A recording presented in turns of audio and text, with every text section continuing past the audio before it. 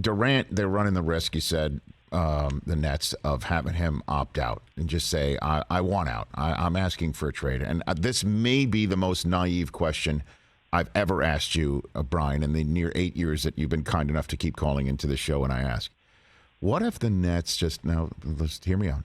What if the Nets, if Durant says, I want to trade, what if they just say no? Yeah. What if they just say no to that? They would say, Kevin, we love you, and you're under contract for 4 more years. Right. What if they just say no? What would happen? Yeah, that would be an interesting thing, wouldn't it? Yeah. We're in an era right now in the NBA where the contracts really don't matter. And I don't know what I've watched it get more and more and more out there. I mean, Ben Simmons did the same thing a year ago. He had 4 years on his contract. Now the difference was Simmons was coming off of a bad finish to the year. So his value was a bit more complicated. He also had a back injury, which we found out was pretty darn severe. But Ben Simmons essentially did the same thing. He said, I don't want to be here anymore. And they said, well, you got a contract. And he goes, okay, I'm not going to show up until you trade me.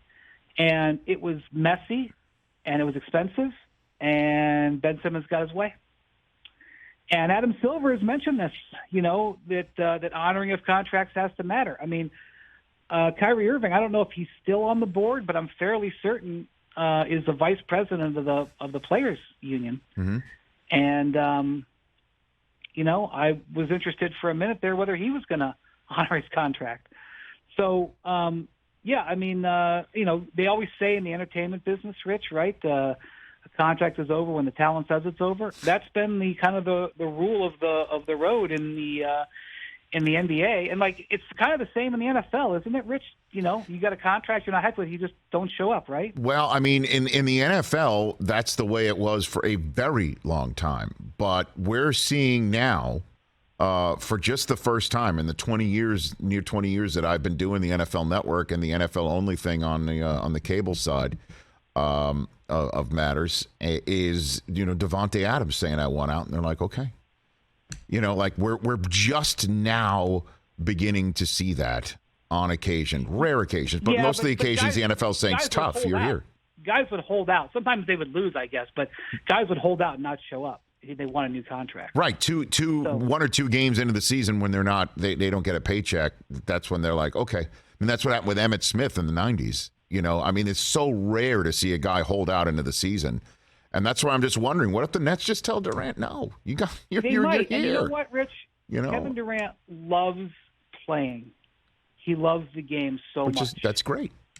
The stuff off the court, he sometimes gets, sideways on, but he loves playing.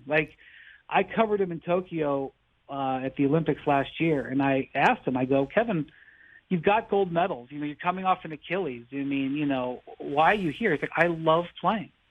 And so to me, what Ben Simmons did last year, which was not play, that's the antithesis of Kevin Durant. Kevin Durant would play every day of the year if he could. He probably pretty much does.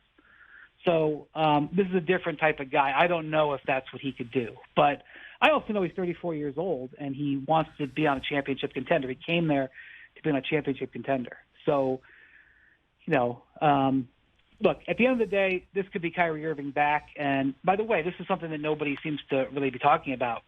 They got a good team. Assuming that Ben Simmons is going to be healthy, I mean, I guess I can't assume anything with him, but let's just, for the sake of this conversation, say he's going to be. He's going to be a tremendous difference maker defensively. Joe Harris, who missed all of last season, is a great shooter. He'll be back. Seth Curry, who they got in the Simmons trade, is a great shooter. They're going to have a great shooting team. They got this really promising rookie, in my opinion, who was a rookie last year named Cam Thomas, who's an explosive offensive player. They got a top 5, 7, whatever player still. I still think Durant's a top 5 player. They got Kyrie, who when he plays is breathtaking. I know he doesn't play that much, but he's breathtaking when he plays. I mean, I wouldn't pick them to win the title, but they're a contender. So maybe everything does get smoothed over and everything's fine by the fall, but I don't know.